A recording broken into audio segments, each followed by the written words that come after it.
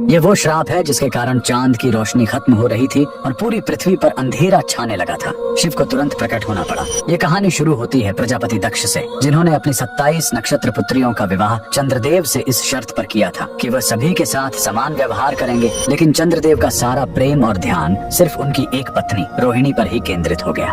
बाकी 26 पत्नियों की उपेक्षा और दुख से जब उनकी शिकायतें प्रजापति दक्ष तक पहुंची तो क्रोधित होकर उन्होंने चंद्रदेव को श्राप दे दिया। तुमने मेरे वचन को तोड़ा है, जाओ, तुम्हारा सारा तेज, सारी कलाएं और तुम्हारी सारी सुंदरता धीरे धीरे खत्म हो जाएगी और तुम क्षय रोग से गलकर नष्ट हो जाओगे। श्राप तुरंत असर करने लगा। चांद का प्रकाश हर पल कम होने लगा, जिससे धरती पर वनस्पतियों और औषधियों का रस सूखने लगा। सृष्टि का संतुलन बिगड़ने लगा। अपने अंत को निकट देखकर भयभीत चंद्रदेव ने ब्रह्मा जी से उपाय पूछा। ब्रह्मा जी ने उन्हें गुजरात के प्रभास क्षेत्र में समुद्र तट पर जाकर महादेव की तपस्या करने को कहा। चंद्रदेव ने उस पवित्र स्थान पर एक शिवलिंग स्थापित किया और घोर तपस्या की। उनकी भक्ति से प्रसन्न होकर भगवान शिव प्रकट हुए। उन्होंने कहा, मैं दक्ष के श्राप को पूरी तरह खत्म तो नहीं कर सकता, लेकिन उसका प्रभाव कम कर सकता हूँ। शिव ने वरदान दिया, तुम कृष्ण पक्ष में 15 दिन क्षीण होगे, लेकिन शुक्ल पक्ष में 15 दिन फिर से पूर्ण हो जाओगे। उन्होंने चंद्र को अपने मस्तक पर धारण कर लिया और चंद्रशेखर कहलाए। और जिस ज्योतिर्लिंग की चंद्र ने पूजा की थी वो सोमनाथ, सोम यानी चंद्र के नाथ के नाम से प्रसिद्ध हुआ। और यही सोमनाथ मंदिर भारत का पहला ज्योतिर्लिंग